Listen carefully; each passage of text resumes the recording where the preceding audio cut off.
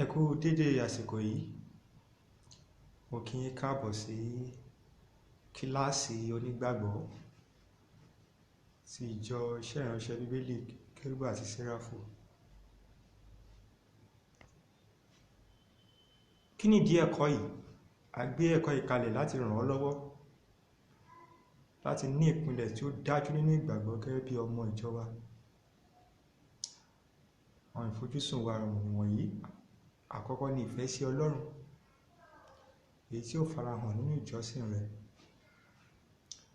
Ìkejì, ìfẹ́ sí ọmọnìkejì àti sí ará, tí ó farahàn nínú ìdàpọ̀ ìhà tí ó kọ sí ìdàpọ̀. Ìkẹta ni ìfẹ́ sí àwọn aláìgbàgbọ́, àwọn tí ò tíì mọ Jésù, èyí tí ó farahàn nínú ìhà tí ó kọ sí ìjèrè ọkàn tàbí ìjíhìnrere. Ìdí tí a fi gbé ẹ̀kọ́ yìí kalẹ̀ nìyí. Ẹ̀kọ́ àkọ́kọ́ òun ni ìbí tuntun. Bẹ̀rẹ̀ ìbárìn pọ̀ rẹ pẹ̀lú Ọlọ́run.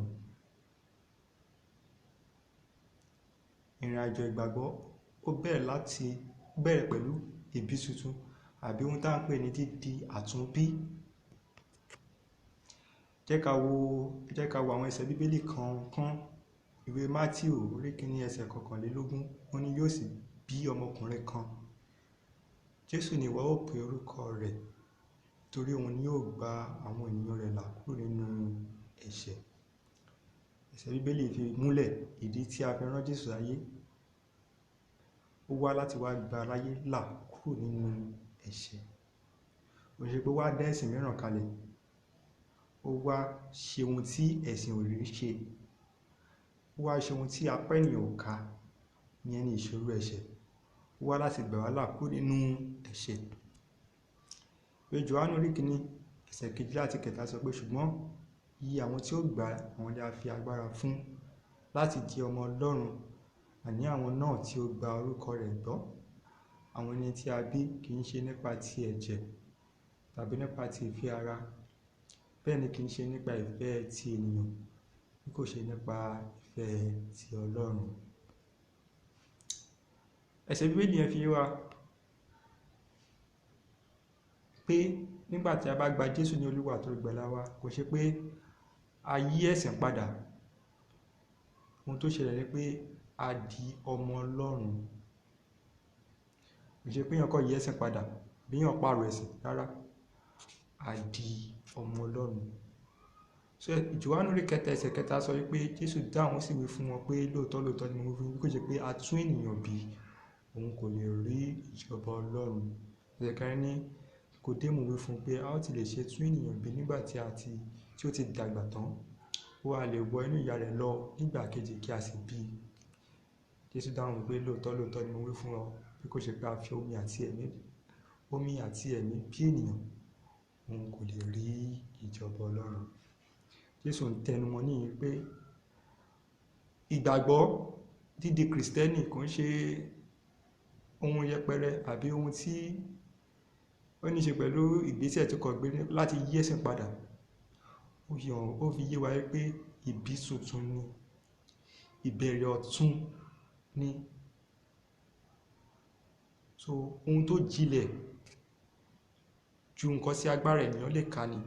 Ọlọ́run àti ẹ̀mí Ọlọ́run àti ọ̀rọ̀ Ọlọ́run nìkan ló lè múrú rẹ̀ ṣẹlẹ̀ nínú ayé ẹ̀dá. Òun ló sọ pé bí kò yẹ bá fi omi àti ẹ̀mí bí ènìyàn. Omi yẹn túmọ̀ sí ọ̀rọ̀ Ọlọ́run, ẹ̀mí túmọ̀ sí ẹ̀mí mímọ́ Ọlọ́run. Nípasẹ̀ rẹ̀ wọn ẹ̀mí mímọ́ Ọlọ́run àti ọ̀rọ̀ Ọlọ́run láti lè mọ ìrírí ìbí ọ̀tun àbí dídi àtúnbí, èyí tí ó jẹ́ ìbẹ̀rẹ̀ ọ̀tun tá à ń sọ nípa rẹ̀. Ìwé Róòmù orí 9 ẹsẹ̀ 9 sọ pé bí ìwọ bá fi ẹnu rẹ jẹ́wọ́ Jésù ní Olúwa, tí ìwọ sì gbàgbọ́ ní ọkàn rẹ pé Ọlọ́run jí dìde kúrò nínú òkú, a ó gbà ọ́ là. Lórí ọkàn ni a fi ń gbàgbọ́ sí òdodo, ẹnu ni a sì fi ń jẹ́wọ́ sí ìgbàlà. Ẹsẹ̀ bíbélì fi múlẹ̀ bí ènìyàn ṣe lè di àtúnbí, bí ènìyàn ṣe lè mọ ìgbàlà, bí ènìyàn ṣe lè rí ìgbàlà. Ó sọ pé ó fẹ́ ẹnu rẹ jẹ́wọ́, ó fọkàn rẹ gbàgbọ́, ó sì fẹ́ ẹnu rẹ jẹ́wọ́. ohun tó gbà nìyẹn. Gbàgbọ́ pé Jésù ọmọ Ọlọ́run ni, ó kú nítorí ẹ̀ṣẹ̀ rẹ. Lẹ́yìn náà kò sì fi ẹnu rẹ jẹ́wọ́, kó fi ẹnu rẹ fi ayé rẹ lọ́lọ́run lọ́wọ́, fi ayé rẹ lé Jésù lọ́wọ́. Yorùbá ní ẹnu ẹni la fi ń kọ méje.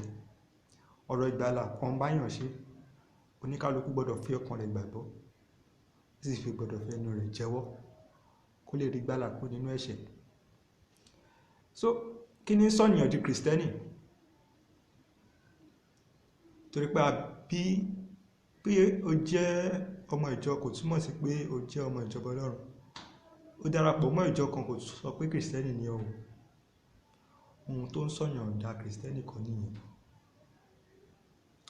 Bí a bí ọ sí ìdílé ìgbàgbọ́ tàbí pé ò ń jẹ́ orúkọ Kristẹni kò sọ ọ́ dá Kristẹni.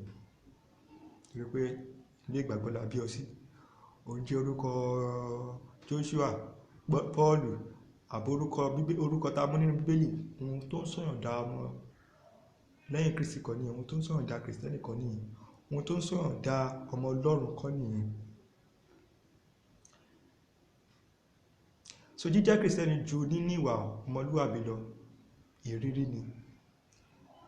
Pé o ní ìwà ọmọlúwàbí, o bá tèèyàn kankan jẹ́, o robi sẹ́nikẹ́ni, o lọ jẹ́jẹ́ rẹ láti ìgbà tá ti bí ọ, kò sọ̀yàn dá Kristẹni. Torí ìṣòro ẹ̀ṣẹ̀ a bí mọ́ oníkálukú ni. A bí wa pẹ̀lú ìṣòro ẹ̀ṣẹ̀ ni. So ìwà ọmọlúwàbí kò tán ìṣòro ẹ̀ṣẹ̀. Ìrírí ìgbàlà láti nínú ìgbàgbọ́ tó wá nípasẹ̀ ìgbàgbọ́ nínú Kristi nìkan lè tán ìṣòro ẹ̀ṣẹ̀. So péyàn ní ìwà ọmọlúwàbí, ìyẹn nìkan kọ́ ló sọ̀yàn dá Kristẹni.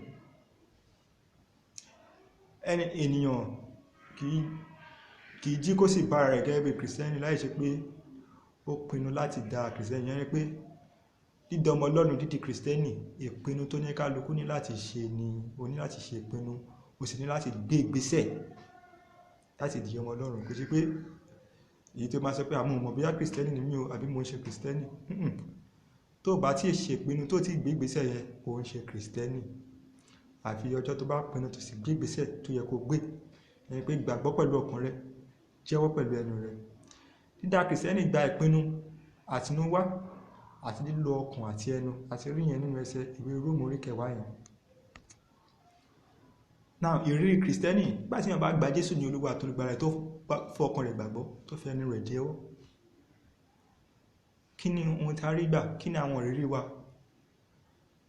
Àkọ́kọ́ ni ìgbàlà lọ́wọ́ ẹ̀ṣẹ̀ àti ìṣokùnfà rẹ̀. Gbogbo ohun ẹ̀ṣẹ̀, a rí ìgbàlà lọ́wọ́ ẹ̀ṣẹ̀ àti ohun gbogbo tí ẹ̀ṣẹ̀ fa okùnfà sínú ayé ẹ̀dá. Àkọ́kọ́ ni ìgbàlà. Ohun tí Jésù sì wá ṣe ni ohun tí a fi rán Jésù nìyẹn. Kò sí ẹlòmíràn tá a fi rán. Jésù nìkan la fi rán láti gba aráyé là kúrò nínú ẹ̀ṣẹ̀. So nígbà tó bá gba Jésù ní Olúwa tó ìgbàlà rẹ̀, wàá mọ ìgbàlà lọ́wọ́ ẹ̀ṣẹ̀, òmìnira lọ́wọ́ ẹ̀ṣẹ̀ àti gbogbo ohun tí ẹ̀ṣẹ̀ fokùnfà sínú ayé ẹ̀dá. Gbogbo àìdá àti ohun búburú tá a mọ̀ láyé òde òní, a mọ̀ nínú ayé wa, ẹ̀ṣẹ̀ ló ṣokùnfà wọn. Àìsàn, àìnítẹ̀síwájú, ìjákulẹ̀, máa dárúkọ wọn, ẹ̀ṣẹ̀ ló ṣokùnfà. So nígbà tó bá bọ́ lọ́wọ́ ẹ̀ṣẹ̀, nígbà náà ló lè bọ́ lọ́wọ́ gbogbo àwọn ohun kan tí ẹ̀ṣẹ̀ ṣokùnfà yìí. Ìrírí mìíràn táwọn tún dẹnu mẹ́nubà ni ìrírí Ọlọ́run gẹ́gẹ́ bí bàbá. Ìyẹn pé nígbà tó bá fayé rẹ̀ fún Jésù, Ọlọ́run yóò di bàbá rẹ̀, bọ́ yóò di ọmọ rẹ̀. Àjọṣepọ̀ bàbá sí ọmọ yóò bẹ̀rẹ̀ láàárín ìwọ àti Ọlọ́run. Ẹ̀kẹta, ìdáríjì ẹ̀ṣẹ̀. Gbogbo ẹ̀ṣẹ̀kẹ́ṣẹ̀ tó ti lè ṣẹ̀ àti ìta bímọ, ó rí dáríjì gbà nípa ẹ̀jẹ̀ Jésù. Kò sí bẹ́ṣẹ̀ náà ṣe lè le tó. Ẹ̀jẹ̀ Jésù ká láti fọ ẹ̀ṣẹ̀ náà nù, láti sọ ọ́ di mímọ́, láti sọ ọ́ di ọ̀tun.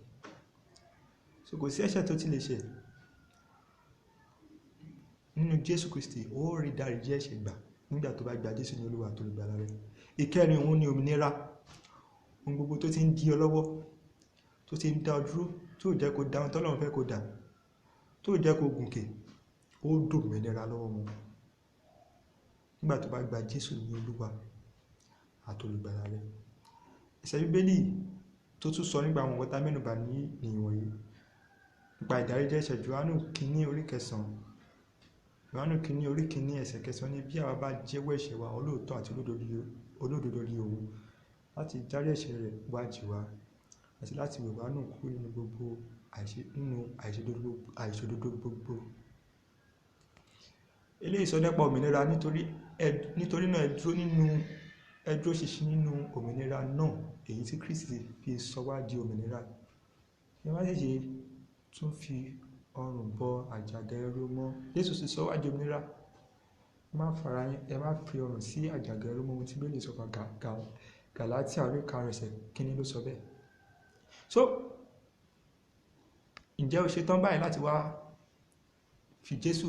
gba Jésù ní Olúwa àti olùgbàlà rẹ kí o lè mọ ìgbàlà kúrò nínú ẹ̀ṣẹ̀ àti ohun gbogbo tí ẹ̀ṣẹ̀ ṣokùnfà sínú ayé ẹ̀dá, kí o lè mọ òmìnira, kí o lè mọ ìrírí bàbá gẹ́gẹ́ bí Olúwa, gẹ́gẹ́ bí ìrírí Ọlọ́run gẹ́gẹ́ bí bàbá rẹ, kí àjọṣepọ̀ bàbá sí ọmọ ó lè wà láàrin ìwọ àti Ọlọ́run, kí o lè rí ìdáríjì ẹ̀ṣẹ̀ gbà kí o sì jẹ́ òmìnira. Tó bá ṣe tán, gẹ́gẹ́ bá ẹ sọ, ọkàn rẹ ló nílò, ọkàn rẹ gbàgbọ́ nítòótọ́ kò sì fẹnu rẹ jẹ́wọ́.